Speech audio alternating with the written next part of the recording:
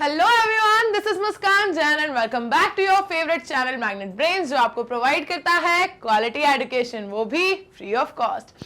Principles of inheritance and variation में inheritance of one gene हमने पढ़ा, इनहेरिटेंस ऑफ टू जीन हमने पढ़ा, law of dominance, law of segregation को पढ़ा और पढ़ा हमने इनहेरिटेंस ऑफ टू जीन के अंदर लॉ ऑफ इंडिपेंडेंट असॉर्टमेंट को भी।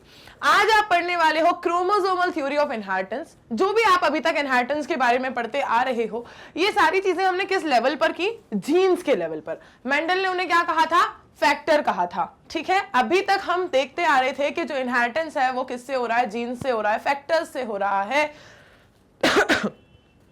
अब ये बताओ मुझे कि ये जीन्स लोकेटेड किसकी चीज के ऊपर है? कहां पर एग्जैक्टली ये जीन्स पाई जाती हैं? जीन्स के लेवल पर किस तरह से इनहेरिटेंस हो रहा है, उससे लॉज क्या है, उसके एक्सपेरिमेंट्स आपने ये सब पढ़ा। ये जीन्स कहां पर है, उसके अब थोड़ा सा और ऊपर जाओगे तो आपको आंसर मिलेगा क्या कि मैम ये जीन्स लोकेटेड होती है क्रोमोसोम्स पर। कहां लोकेटेड होती हैं? क्रोमोसोम्स पर। मतलब जीन्स के पास है कैरेक्टर्स, जीन्स के पास है इंफॉर्मेशन, है ना। अब वो इंफॉर्मेशन क्या वो खुद जीन्स ही बह रही है क्या हर जगह? नहीं, किसके थ्रू वो जा रही है? जैसे फॉर एग्जांपल मैं यहां हूं और मैं यहां से गई कहीं भी किसी भी दूसरी कंट्री में, ठीक है, यहां से सोच लो, अब आप इमेजिनेशन देख रहे हो, यहां से दूसरी कंट्री में जा रही हूं मैं, और मेरी सवारी क्या है कि मैं जा रही हूं बाइक से। ठीक है, अब आप समझ रहे हो मैं यहां से दूसरी कंट्री बाइक से जा रही हूं, इमेजिन कर लेने में क्या जाता है। ठीक, तो भाई जा रही हूं मैं, वो बात ठीक है। हाँ, ट्रांसफर किसका हो रहा है यहां से वहां तक? मेरा, लेकिन किसके थ्रू हो रहा है? बाइक के थ्रू। तो यहां पर भी सिनेरियो वही है कि भाई इनहेरिटेंस हो रहा है जीन्स से, ठीक है, कैरेक्टर्स जो है वो पूरी की पूरी इंफॉर्मेशन इंपॉर्टेंट वाली लेके बैठी है कौन? जीन, लेकिन वो किसके थ्रू इनहेरिट होती है?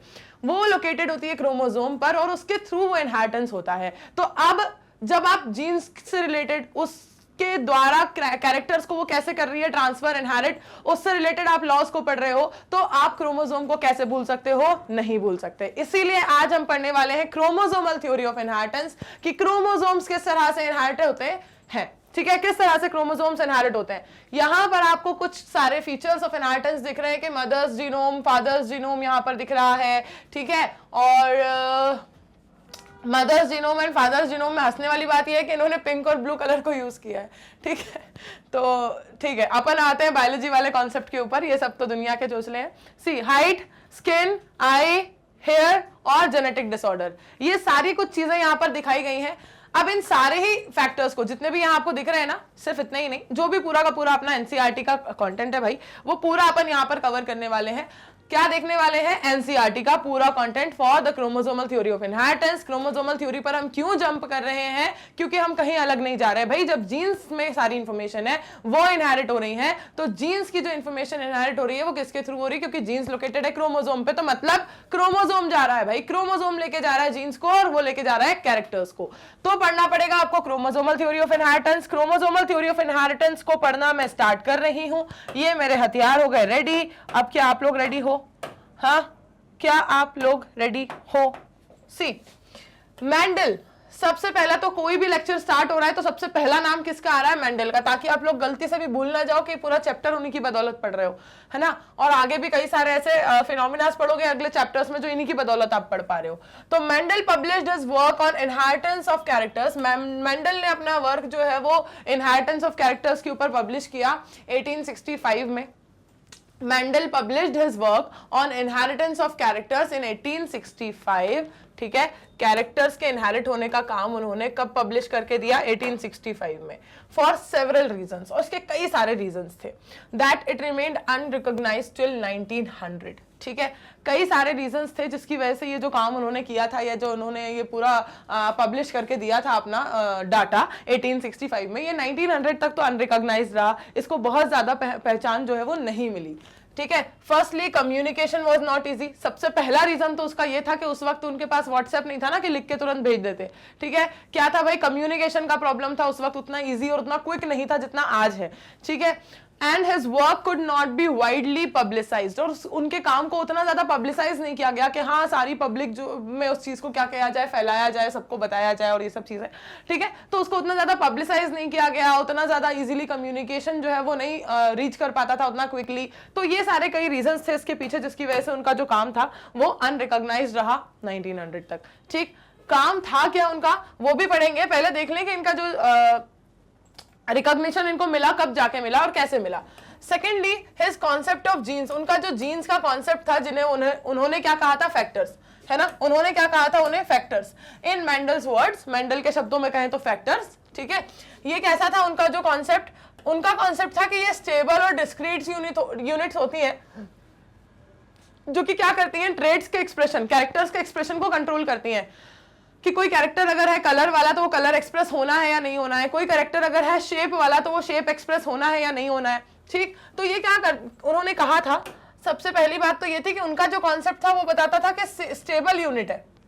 जीन्स को उन्होंने क्या कहा था, स्टेबल कहा था, जो कि रिस्पॉन्सिबल है, जो कंट्रोल करती है एक्सप्रेशन ऑफ ट्रेड्स को, end of the pair of allele which did not blend with each other.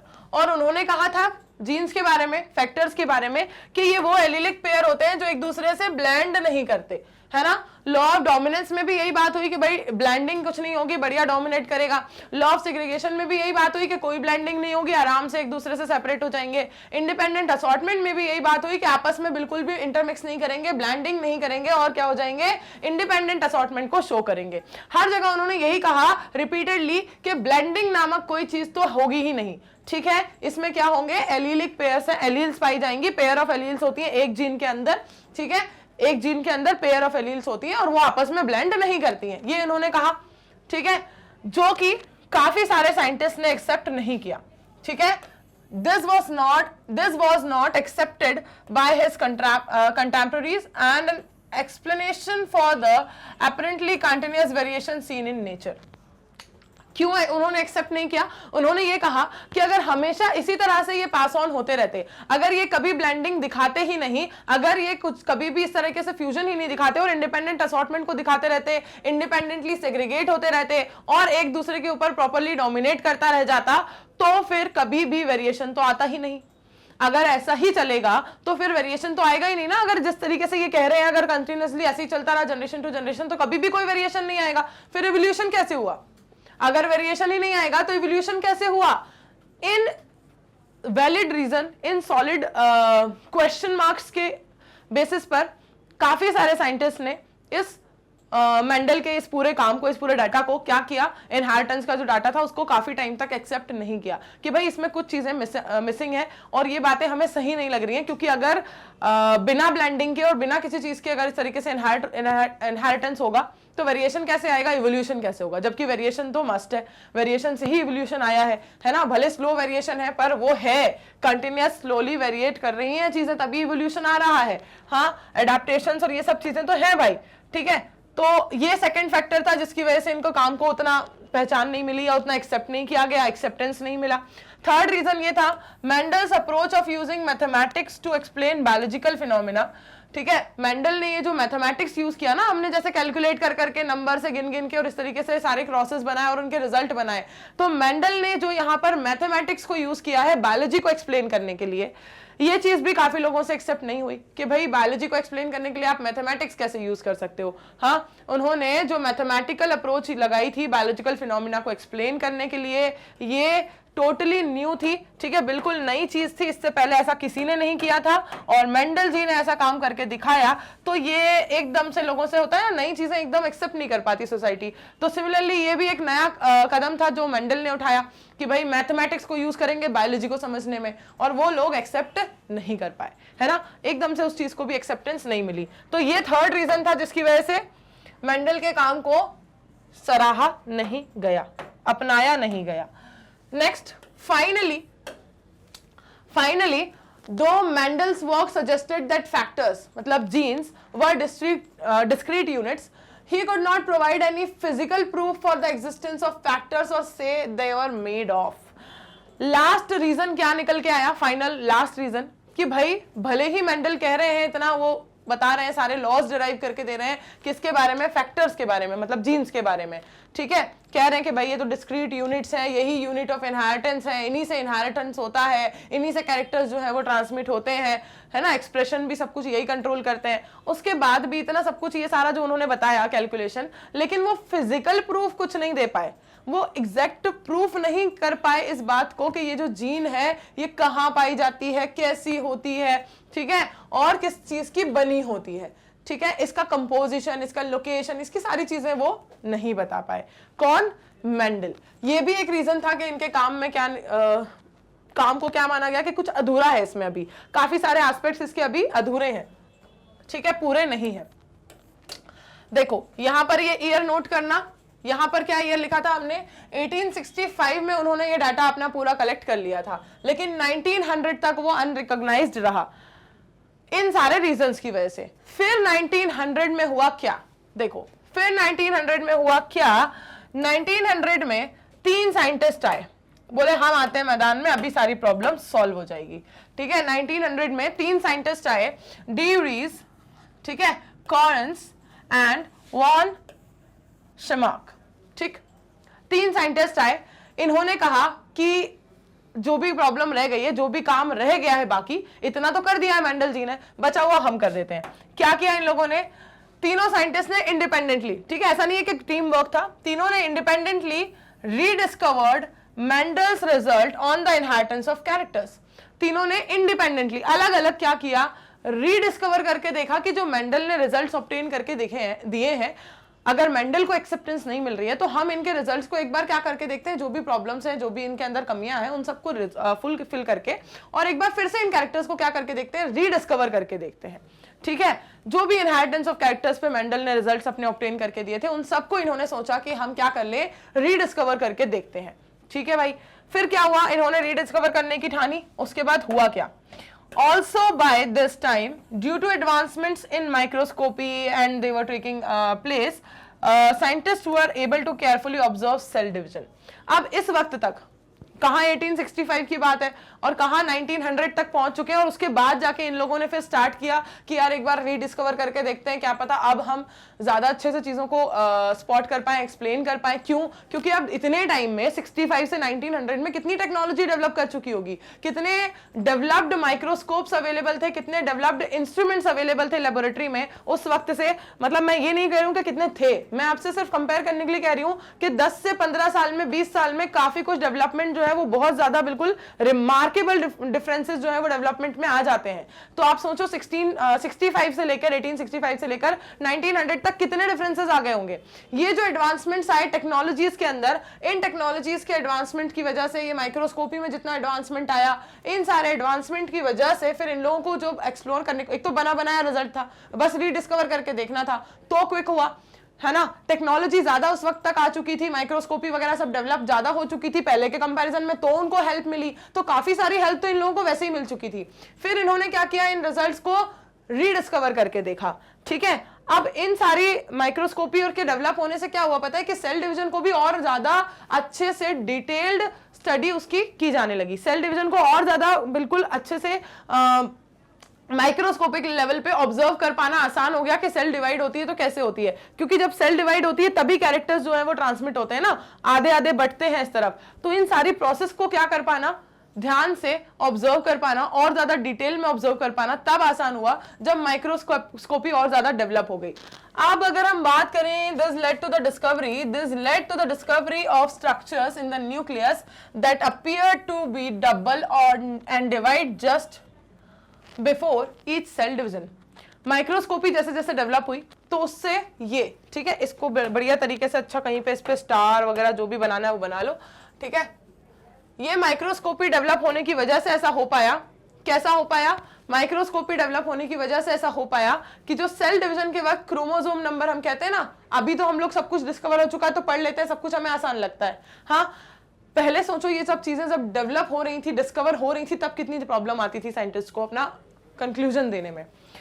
यहां पर माइक्रोस्कोपी डेवलप होने के बाद पता चला कि जो सेल है इसके अंदर क्रोमोसोम नंबर क्या होता है, जब वो डिवाइड होती है तो क्रोमोसोम नंबर भी क्या होता है, डबल होता है, ठीक है। डिवाइड होने के पहले क्रोमोसोम का नंबर, मतलब उन्होंने ये भी नहीं कहा अभी के क्रोमोसोम, उन्हें नहीं पता अभी के क्रोमोसोम है, वो कह रहे हैं कि न्यूक्लियस के अंदर कोई एक ऐसा स्ट्रक्चर तो है, वो कह रहे हैं न्यूक्लियस के अंदर कुछ ऐसा स्ट्रक्चर है जो अपने आप को बिल्कुल डबल कर ले रहा है डिवाइड करने से पहले, और फिर वो न्यूक्लियस में आधा आधा बढ़ता है, फिर वो न्यूक्लियस आधा आधा जो बढ़ के 2 हो जाता है, फिर वो दोनों न्यूक्लियस क्या करते हैं, सेल को डिवाइड करते हैं, ठीक है। न्यूक्लियस फिर अलग अलग सेल में जाते हैं, ऐसा चलता है। मतलब अगर ये सेल है और ये न्यूक्लियस है और इसके अंदर ये जेनेटिक मटेरियल है, ठीक है, 3 डब्बे जैसे लग रहा है आपको तो, पर समझ लो, ठीक है। अब जब सेल डिवीजन होगा तो ये क्या करता है अपने अंदर, सेल के अंदर न्यूक्लियस है तो ये जेनेटिक मटेरियल क्या करता है, 2 पार्ट में अपने आप को डिवाइड करता है, ठीक है, 2 पार्ट में अपने आप को। वो कह रहे हैं कि न्यूक्लियस के अंदर कोई स्ट्रक्चर तो है जो वो 2 पार्ट में अपने आप को क्या कर रहा है, सेल के डिवाइड होने के पहले डबल कर रहा है अपने आप को, ठीक है। फिर जब सेल डिवाइड होती है तो वो क्या होता है, सबसे पहले तो ये न्यूक्लियस डिवाइड होता है, इसमें चला जाएगा ये आधा जेनेटिक मटेरियल, आधा इसमें चला जाएगा। फिर ये सेल क्या करेगी, 2 में डिवाइड हो जाएगी और उसमें फिर ये दोनों न्यूक्लियस चले जाएंगे। ये जो सबसे अंदर वाला डॉट अब आपको इसके अंदर दिखाई दे रहा है वो क्या है, इन्हें भी नहीं पता, ठीक है। जो सबसे अंदर वाला डॉट आपको दिख रहा है अभी इन्हें भी नहीं पता। इन्होंने कहा कि भाई कोई स्ट्रक्चर है बस, ठीक है। उन्होंने क्या कहा कि भाई कोई स्ट्रक्चर है बस जो कि न्यूक्लियस के अंदर अपने आप को डबल कर रहा है, इतना हमें माइक्रोस्कोप में दिख रहा है कि वो अपने आप को क्या कर रहा है, डबल कर रहा है न्यूक्लियस के अंदर। और फिर जब सेल डिवाइड होती है तो फिर वो न्यूक्लियस में ऐसे करके आधा आधा हो जाता है और फिर वो सेल जो है वो डिवाइड हो जाती है, ठीक। अब वो क्या है वो इन्हें भी नहीं पता। फिर क्या हुआ, these were called as chromosomes. फिर जब उन्होंने इन स्ट्रक्चर्स को देखा तो उन्होंने सोचा कि इनको कुछ नाम दे देते हैं, ठीक है। तो उन्होंने नाम दिया, भाई नाम क्या दिया, क्रोमोसोम्स, ठीक है। नाम क्या दे दिया इन्होंने, क्रोमोसोम्स। क्रोमोसोम्स मतलब क्या, क्रोमोसोम्स मतलब कलर्ड बॉडीज, क्रोमोसोम्स मतलब coloured bodies as they were visualised by staining, क्योंकि ये तब दिखे थे जब स्टेन किया, वरना नहीं दिखते।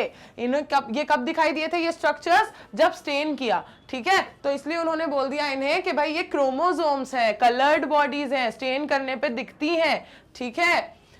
नाउ 1900 तक तो आपको पता था ना कि कोई रिकॉग्निशन नहीं मिला था मेंडल को। 1900 से फिर 3 साइंटिस्ट ने अलग अलग तरीके से उनको रीडिस्कवर करने की कोशिश की थी। फिर 1902 में, ईयर से देखो, 1902 में क्या हुआ, फिर the chromosome movement during meiosis had been worked out.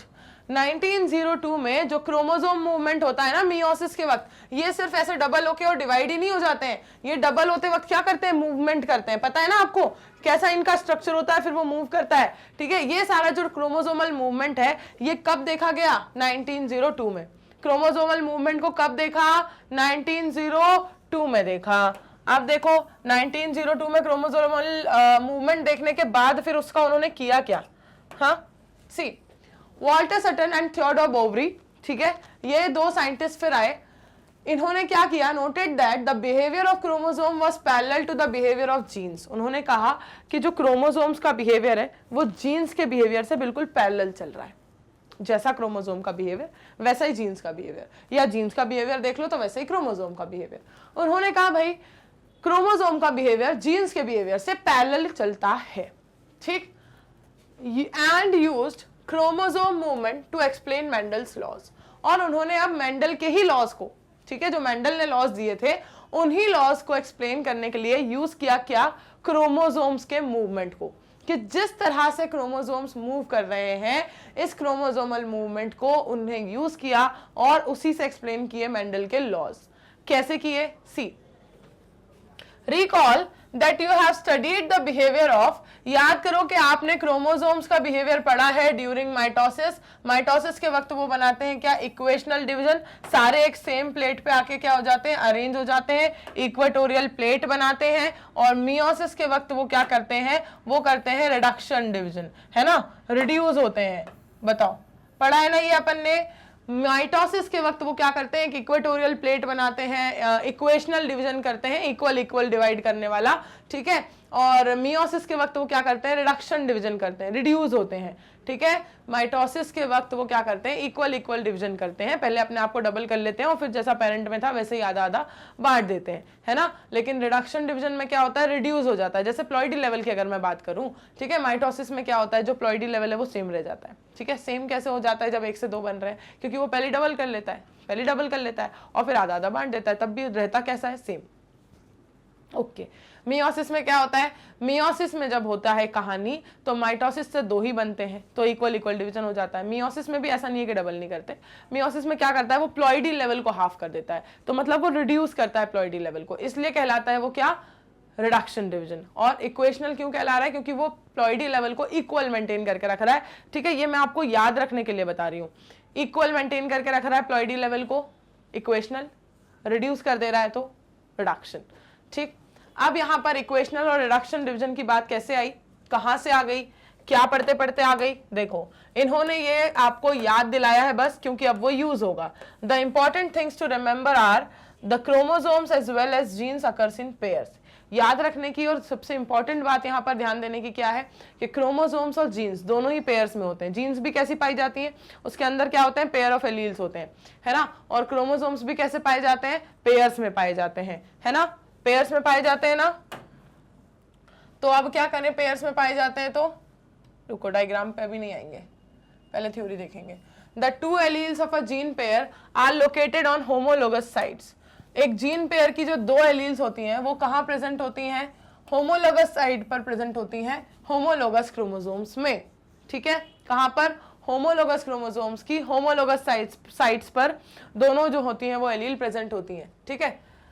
Then during anaphase of meiosis 1, meiosis 1 के एनाफेज में, अब अच्छा ये किस तरीके से डिवाइड होती है ये नहीं, पहले ये देखो, यहां वाले डायग्राम पहले देख लो फिर उस पे आते हैं।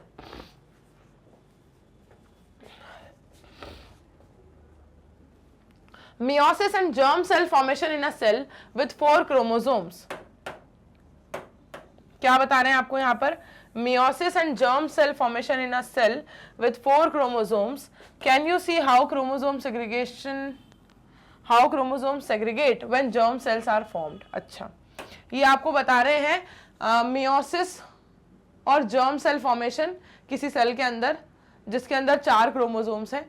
क्या आप देख सकते हो, बता सकते हो कि कैसे क्रोमोसोम्स जो हैं वो जर्म सेल में सेग्रीगेट हो रहे हैं, ठीक है। देखो यहाँ देखते हैं अपन, सब अपने आप पता चल जाएगा। फिर यहाँ पे क्या हो रहा है भाई?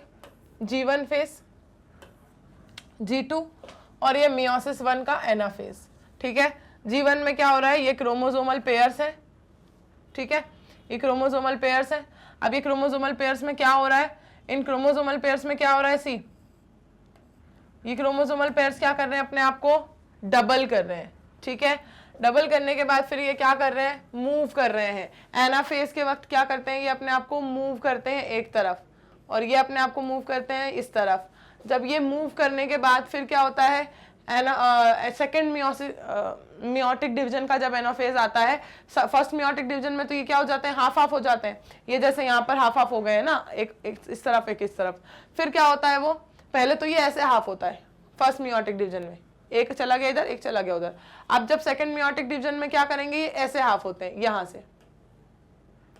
यहां से मूव करते हैं वापस से, ये ऊपर चला जाएगा, ये इधर चला जाएगा। तो एनाफेज में होता है क्या? क्रोमोसोमल मूवमेंट, जिससे वो क्या होते हैं? खिंच के दो अलग साइड पे जाते हैं, दो अलग पोल्स पे जाते हैं, ताकि फिर क्या हो सके? डिवीजन हो सके, ओके। सिमिलरली अभी भी वो क्या कर रहे हैं? स्ट्रेच होके दो अलग पोल्स पर जा रहे हैं ताकि डिवीजन हो सके। अब ये दो अलग पोल्स पे जा रहे हैं, आधे आधे में डिवाइड हो रहे हैं और इस तरीके से फिर ये क्या कर ले रहे हैं? डिवाइड कर ले रहे हैं। और जर्म सेल्स में ये जो फाइनली बन रहा है फिर वो क्या बन रहा है? हैप्लॉइड। हैप्लॉइड ये भी है, हैप्लॉइड ये भी है, ठीक है। इस तरीके से होता है मियोसिस। अब ये मियोसिस में क्रोमोसोम्स का डिवीजन किस तरह से हुआ, कैसे वो एक दूसरे से सेपरेट हुए, यहां पर आपको ये देखने को मिला। नेक्स्ट डायग्राम अभी और भी आएंगे इसके, ठीक है। यहाँ पर क्या कह रहे हैं? ये comparison between behaviour of chromosomes and genes. Genes और क्रोमोसोम के बीच का कंपैरिजन है कि दोनों कैसे बिहेव करते हैं। देख लेते हैं एक बार, फिर अपना थ्योरी कंप्लीट करते हैं जो अपन पढ़ रहे थे। क्रोमोसोम जो होते हैं वो कैसे होते हैं भाई? पेयर्स में होते हैं, जीन्स भी पेयर्स में ही होते हैं, कौन सी नई बात है। Segregate at the time of gamete formation. Chromosome कब सेग्रीगेट होते हैं हमारी बॉडी में? क्रोमोसोम्स तब सेग्रीगेट होते हैं जब हम गैमीट्स बनाते हैं, क्योंकि हम डिप्लॉइड ऑर्गेनिजम्स हैं और जब हम हैप्लॉइड गैमीट बनाते हैं तभी हमें क्रोमोसोम को सेग्रीगेट करने की जरूरत पड़ती है ना, अदरवाइज नहीं पड़ती है। तो segregate at the time of gamete formation such that only one of each pair is transmitted to a gamete, ताकि हर पेयर का एक ही जो है वो क्या जाए? एक गैमीट में जाए। सेग्रीगेट एट गैमीट फॉर्मेशन, ये भी गैमीट फॉर्मेशन पे ही सेग्रीगेट करते हैं। And only one of each pair is transmitted to a gamete, इसका भी सेम खेल है। Independent pairs segregate independently of each other. अलग अलग पेयर्स जो होते हैं वो एक दूसरे से बिल्कुल इंडिपेंडेंटली सेग्रीगेट होते हैं। One pair segregates independently of another pair. एक पेयर जो है वो, यहाँ पर इंडिपेंडेंट पेयर की बात हो रही थी, वहां पर एक ही पेयर जो है वो क्या करता है, इंडिपेंडेंटली सेग्रीगेट करता है दूसरे पेयर से। Can you tell which of these column A और B represent the chromosome and which represents the gene, how did you decide. क्या अब आप बता सकते हो इनमें से कौन सा क्रोमोसोम को बता रहा है और कौन सा जीन को बता रहा है, और अगर आप बता सकते हो तो ये भी बताना है कि कैसे आपने इस बात को डिसाइड किया। ठीक है, जल्दी से बताओ, क्या आप इन स्टेटमेंट्स को देख के बता सकते हो कि कौन सा क्रोमोसोम को बता रहा है और कौन सा जीन को बता रहा है। अगर बता सकते हो तो आपने डिसाइड कैसे किया। क्या आप लोग स्पॉट कर पाए कि कौन सा क्रोमोसोम का कॉलम है, कौन सी टेबल जीन्स के लिए है। अगर आप लोग स्पॉट कर पाए हो तो साथ आपको ये भी बताना था साथ साथ कि किस बेसिस पर ये दोनों जो स्टेटमेंट्स हैं, फर्स्ट और सेकंड, ये दोनों तो सेम ही है ना, फिर ये जो थर्ड वाला है इसमें ही कुछ ना कुछ होगा मैम डिफरेंस, और वो डिफरेंस क्या है, कैसे आपने इसको स्पॉट किया, जरा मुझे बता दो भाई। अगर आपने बता दिया है तो चलो ठीक है, देख लूंगी मैं कमेंट्स, ठीक देख लूंगी मैं। पहले देख लेती हूँ मैं क्या, ठीक है, पहले देख लेती हूँ मैं क्या कि मुझे क्या लग रहा है। मुझे लगता है भाई कि ये वाला जो है वो है क्रोमोसोम, ठीक है, और मुझे लगता है कि ये वाला जो है वो है जीन।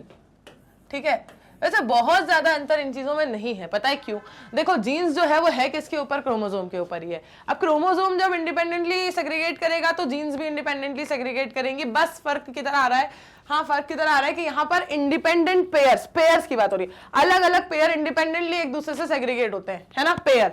यहाँ पे बात हो रही है कि एक पेयर जो है वो इंडिपेंडेंटली अपने आप से सेग्रीगेट होता है। ठीक है, एक पेयर अपने आप से सेग्रीगेट होता है इंडिपेंडेंटली, दूसरे पेयर से उसको फर्क नहीं पड़ता।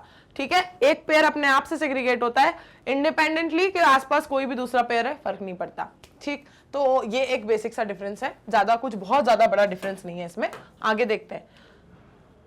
If two alleles of a gene pair are located on homologous sites of homologous chromosome, ये पढ़ लिया था क्या हमने, नहीं, यहाँ थे हम। तो ड्यूरिंग एनाफेज ऑफ मियोसिस 1, ये अभी हमने देखा एक डायग्राम के थ्रू कि मियोसिस 1 के एनाफेज के वक्त क्या होता है, दो क्रोमोसोम के पेयर जो होते हैं वो अलाइन हो जाते हैं, एक अलग चला जाता है, दूसरा अलग चला जाता है, दो अलग अलग सेल में चले जाते हैं फर्स्ट मियोटिक डिवीजन में, है ना। फिर क्या होता है, to understand this the compare of the chromosome of 4 different colour in the left and right column. आपको अलग अलग कलर से अभी दिखाया था ना, ठीक है। लेफ्ट कॉलम में पॉसिबिलिटी 1 दिखाई है ऑरेंज ग्रीन से, ठीक है, सेग्रीगेशन की, ये सब अभी आपने डायग्राम में देख लिया, उसी की कहानी है। आगे बढ़ रही हूं मैं पॉसिबिलिटी 1 और पॉसिबिलिटी 2 की तरफ। ये देखो, ये जो डायग्राम वो कह रहे थे ना, मियोसिस 1 का एनाफेज, मियोसिस 1 का एनाफेज, ठीक। ये देखो यहाँ पर क्या हो रहा है, एक लॉन्ग ऑरेंज और एक शॉर्ट ग्रीन क्रोमोसोम, एक लॉन्ग येलो और एक short red chromosome same pole पर। यहाँ पर क्या हो रहा है, एक लॉन्ग ऑरेंज और एक, ये देखो अब इसको इन्होंने क्या कर लिया, शिफ्ट कर दिया, बस इनको शिफ्ट कर दिया, साथ में एक शॉर्ट रेड और यहाँ पे लॉन्ग येलो और शॉर्ट ग्रीन क्रोमोसोम। ठीक, दो पॉसिबिलिटी उन्होंने ले ली। अब इन दो पॉसिबिलिटी में से क्या दिखा रहे हैं कि मियोसिस 2 में जब एनाफेज हुआ तो उसे कोई फर्क नहीं पड़ा कौन क्या है, वो क्या करेगा, बस अपना पहले तो पेयर अलग अलग बांट लेगा। ठीक है, एक पेयर चला जाएगा इधर, एक पेयर चला जाएगा इधर, ठीक है ना, आसपास कौन क्या मतलब नहीं। यहाँ पे भी यही हुआ, एक पेयर चला गया इधर, एक पेयर ये एज इट इज आ गया इधर, हो गया फर्स्ट मियोटिक डिवीजन। अब सेकंड मियोटिक डिवीजन होने के लिए जो सेकंड मियोसिस 2 हो रही है इन दोनों के अंदर, अब सेकंड मियोटिक डिवीजन का जो एनाफेज है उसमें क्या होगा, वापस से ये दो अलग, ये देखो इधर आ गए, ये दो अलग, ये इधर आ गए, इसमें से भी ये दो अलग इधर आ गए, ये दोनों अलग इधर होके इधर आ गए। ठीक है, इनको कोई फर्क नहीं पड़ रहा आसपास वाला क्या कैसा है। तो यही उन्होंने कहा था कि भाई पेयर्स जो होते हैं वो इंडिपेंडेंटली सेग्रीगेट होते हैं, दूसरे पेयर से फर्क नहीं पड़ता उनको। ये जर्म सेल्स उन्होंने बना के दिखा दी आपको। First meiotic division, second meiotic division, बन गई 4।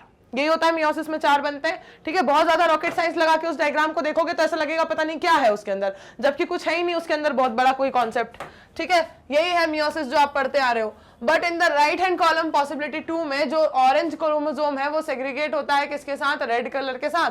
तो सटन एंड बोवेरी ने आर्ग्यू किया कि जो पेयरिंग और सेपरेशन ऑफ पेयर है, ठीक है, सटन एंड बोवेरी कर रहे थे ना ये काम क्रोमोसोम के ऊपर, कि भाई क्रोमोसोम्स को यूज करके हम इन रिजल्ट्स को क्या करके देखते हैं, फिर से क्या करके देखते हैं, क्रोमोसोम्स के बेसिस पर इन लॉज का रिजल्ट निकाल के देखते हैं।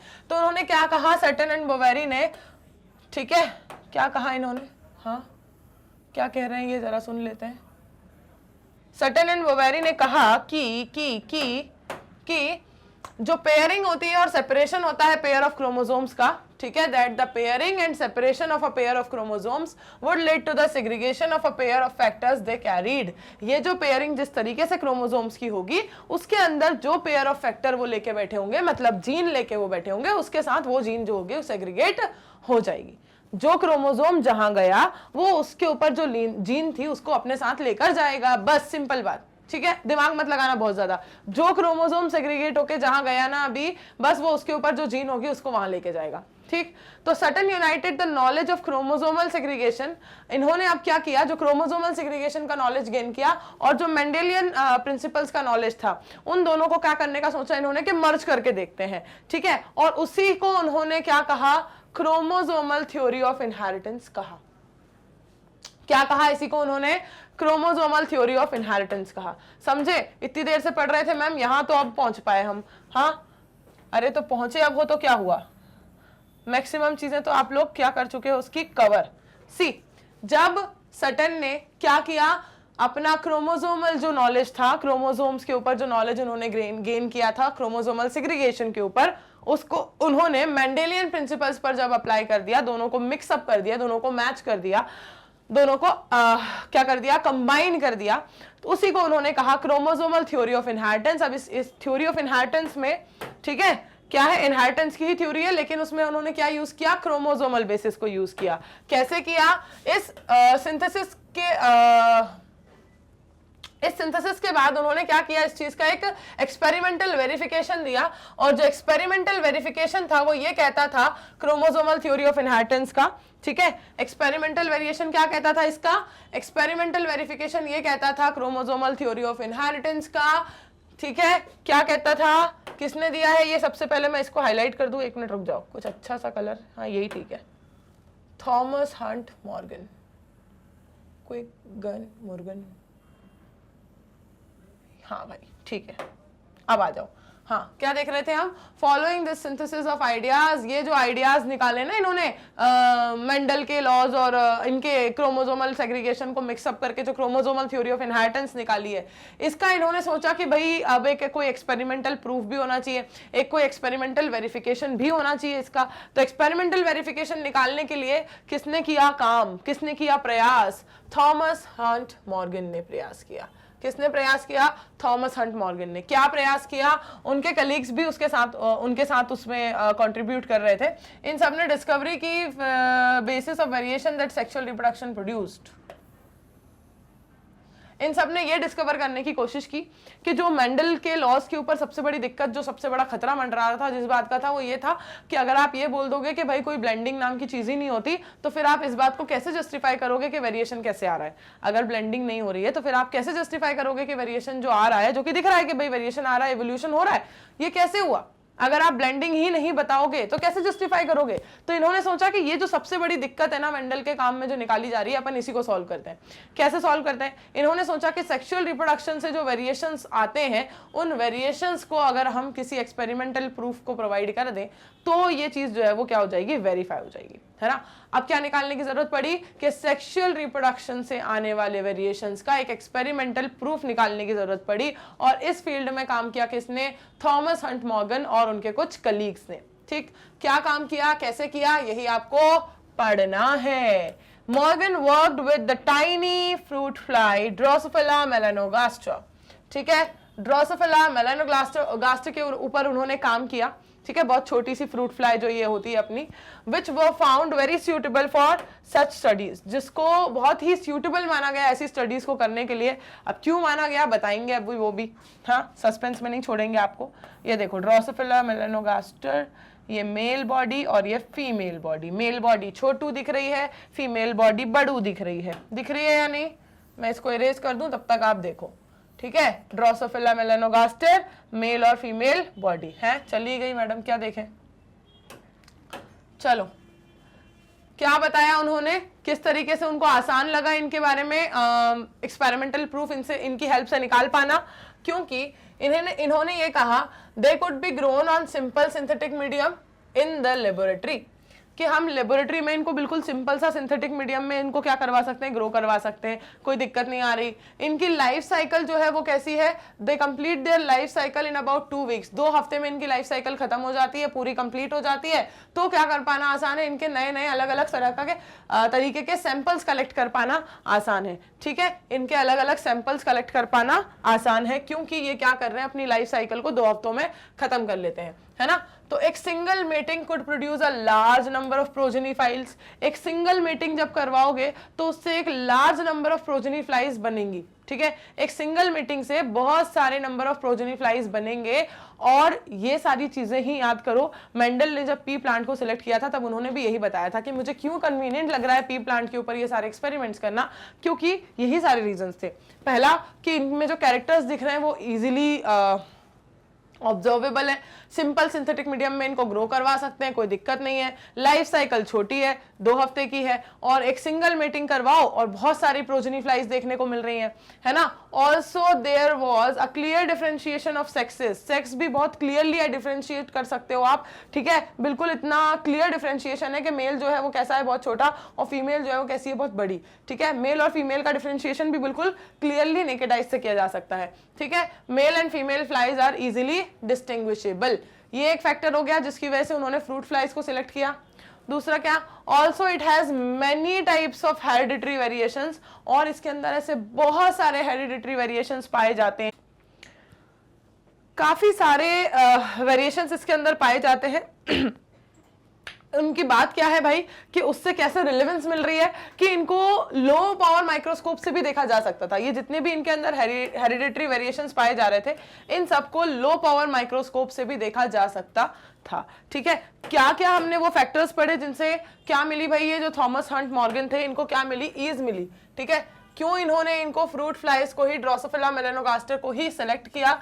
आपने ये जितने भी कैरेक्टर्स अभी पढ़े, यही वो रीजंस है जिनकी वजह से मेलानोगास्टर को ही यूज किया गया बाय थॉमस हंट मॉर्गन, जिससे उन्होंने दिया एक experimental proof for the chromosomal theory of inheritance. अब वो एक्सपेरिमेंटल प्रूफ क्या था, वो एक्सपेरिमेंटल प्रूफ मिला आपको कैसे, जब उन्होंने इनके काफी सारे कैरेक्टर्स को क्या करके देखा, क्रॉस करके देखा। अब वो कैरेक्टर्स का क्रॉस आपको लग रहा होगा कि क्रॉस तो हम लोग बना चुके हैं, क्रॉस तो हमने हर तरह के बनाए हुए हैं, मोनोहाइब्रिड, डाईहाइब्रिड, मेंडल के एक्सपेरिमेंट्स में, राइट। और यहां पर क्या हो रहा है, मेंडल के एक्सपेरिमेंट से ही रेफरेंस ली जा रही है और उनको क्या करके देखने की कोशिश की जा रही है, रिक्रिएट करने की कोशिश की जा रही है। किस बेसिस पर, क्रोमोसोमल बेसिस पर। इसीलिए इस थ्योरी का नाम क्या है, क्रोमोसोमल बेसिस ऑफ इनहेरिटेंस है। अब ये जो क्रोमोसोमल बेसिस ऑफ इनहेरिटेंस पर ये वाला जो क्रॉस लगाएंगे, कौन, Thomas Hunt Morgan Drosophila melanogaster के ऊपर। ठीक है, ये जो फ्रूट फ्लाई आपको दिख रही है, ये बहुत टाइनी सी फ्रूट फ्लाई होती है, वो होता है इसका मेल मेंबर, और जो थोड़ी बड़ी होती है साइज में, इजीली डिस्टिंग्विशेबल होती है, वो होता है इसका फीमेल मेंबर। ठीक, इन पर जो क्रॉसेस लगाए जाएंगे वो मेंडल के क्रॉस से थोड़े ज्यादा ही क्या होंगे, डिफरेंट होंगे।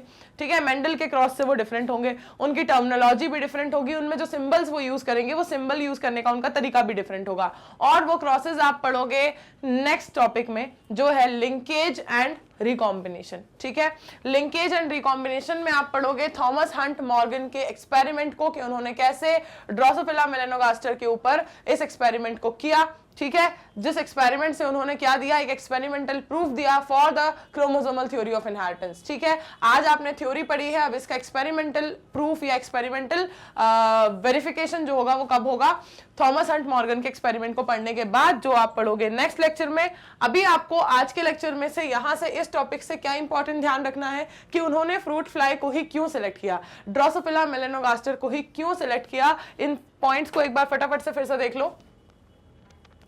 सिंपल सिंथेटिक मीडियम में इन्हें ग्रो किया जा सकता था, कोई दिक्कत नहीं थी लेबोरेटरी के अंदर। लाइफ साइकिल बहुत छोटी थी, ग्रो करना स्टार्ट करोगे तो लाइफ साइकिल बहुत जल्दी कंप्लीट कर लेंगे 2 हफ्ते के अंदर। ठीक है, एक सिंगल मीटिंग से बहुत सारे प्रोजेनीज प्रोड्यूस हो रहे थे एक बार मीटिंग करवाने पर, और जो क्लियर डिफरेंशिएशन था इनके सेक्सेस का, कि मेल पार्टनर जो है वो बहुत छोटा था, ठीक है, और फीमेल जो है वो बहुत बड़ी थी इन साइज, तो ये इजीली डिस्टिंग्विशेबल कैरेक्टर था, जिसके लिए कोई बहुत ज्यादा माइक्रोस्कोप या इंस्ट्रूमेंट की जरूरत नहीं पड़ी। और यहाँ पर जो हेरिडिटरी वेरिएशंस देखने थे, उनके लिए भी बहुत ज्यादा हाईली डिफाइंड बिल्कुल माइक्रोस्कोप्स की जरूरत नहीं थी, लो पावर माइक्रोस्कोप से इन हेरिडिटरी वेरिएशंस को भी देखा जा सकता था, और ये इनके अंदर कोई एक या दो टाइप के नहीं, बहुत टाइप के हेरिडिटरी वेरिएशंस पाए जा रहे थे।